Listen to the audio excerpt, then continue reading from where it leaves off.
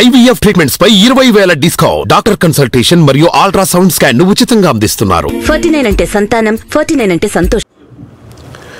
చంద్రబాబు నాయుడు నిన్న మంత్రులుగా ప్రమాణ స్వీకారం చేసినటువంటి 24 మందితో కూడా ఉండవల్లిలోని ఆయన నివాసంలో సమావేశం అవటం జరిగింది. ఈ సందర్భంగా ఆయన కొన్ని కీలక నిర్ణయాలు తీసుకోవటం, ఆ మంత్రులకు వెల్లడించడం కూడా జరిగింది. ఆ సమాచారం ఒకసారి మనం పరిశీలించినట్లయితే, మంత్రులుగా ఎవరైతే బాధ్యతలు చేపడుతున్నారో వీరి రోజువారీ కార్యకలాపాలు నిర్వహించడం కోసం కనీసం MBA విద్యార్హత కలిగినటువంటి వారిని నియమిస్తాము అని చెప్పి ఆయన ఒక ప్రకటన విడుదల చేశారు. అంటే ఒక రకంగా PA అనుకోవచ్చు, రోజువారీ కార్యకలాపాల్లో సహాయం చేయడానికి. అంటే మంత్రులకు PAలుగా MBA చదివినటువంటి వాళ్ళని నియమించబోతున్నారు. అంటే మంచి విద్యార్హత PG చదివిన వాళ్ళని, MBA చదివిన వాళ్ళని, బిజినెస్ మేనేజ్మెంట్ చదివిన వాళ్ళని ఎన్నుకోబోతున్నారు. అంటే ఇప్పుడు MBA చదివినటువంటి వాళ్ళకి గవర్నమెంట్లో ఉద్యోగాల నోటిఫికేషన్ పడబోతుంది అనేది ఇక్కడ ఒక క్లారిటీ. నెక్స్ట్ ఇక రెండవ అంశం ఏంటంటే, ఈసారి మంత్రులుగా ప్రమాణ స్వీకారం చేసి బాధ్యతలు చేపట్టినటువంటి వారిలో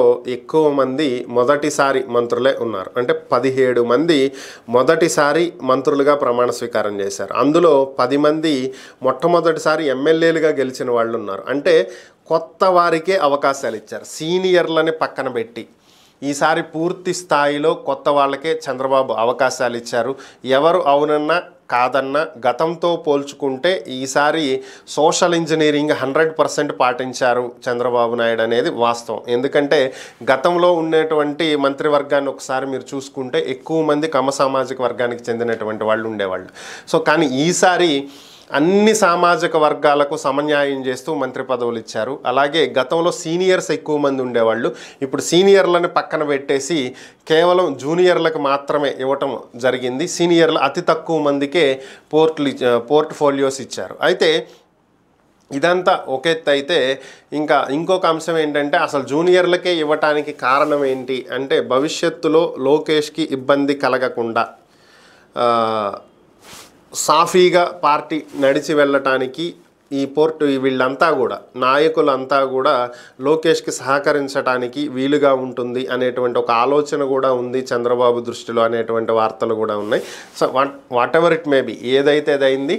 సో కొత్త వారికి అవకాశం ఇచ్చారు. సో ఇప్పుడు కొత్త వారికి మంత్రి పదవులు ఎలా బాధ్యతలు చేపట్టాలి, ఏ విధంగా ఫైల్స్కి సంబంధించినటువంటి నిర్ణయాలు తీసుకోవాలి, ఎటువంటి కాంట్రాక్టులకు ప్రియారిటీ బేసిస్, ఇదేది ముందు చేయాలి, ఏది తర్వాత చేయాలి, సో ఎటువంటి నిర్ణయాలు తీసుకోవాలి, ప్రజా ఆమోదయోగ్యమైనటువంటి నిర్ణయాలు, అలాగే ప్రజా వ్యతిరేక విధానాలను పక్కన పెట్టడం, ఎన్ని ఒత్తిళ్ళు వచ్చినా ఎన్ని ప్రలోభాలు పెట్టినా ప్రజలకు ఇబ్బంది కలిగించేటువంటి పనులని చెయ్యకపోవటం. సో ఇలాంటివి మంత్రులు తీసుకోవాల్సినటువంటి కీలక నిర్ణయాలు.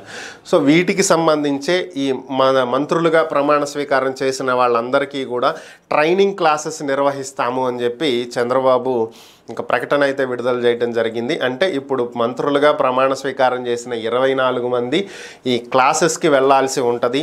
ఇక్కడ బాధ్యతలు ఎలా నిర్వర్తించాలి, ఏ విధంగా ఫైల్స్ని చూడాలి, ఏ విధంగా మనము నిర్ణయాలు తీసుకోవాలి ఏంటి అనేటువంటి వాటి మీద ట్రైనింగ్ ఇస్తారు. ఎక్కడైనా సరే అవకతవకలు జరిగిన, ప్రజా ఆమోదయోగ్యం కానటువంటి నిర్ణయాలు తీసుకున్న, ఎక్కడైనా తప్పుడు నిర్ణయాలకు తీసుకున్న, అవినీతికి పాల్పడిన ఏదన్నా జరిగితే ఇమ్మీడియట్గా సివియర్ యాక్షన్ ఉంటుంది అని కూడా మంత్రులకు వార్నింగ్ ఇచ్చినట్లుగా మనకు సమాచారం.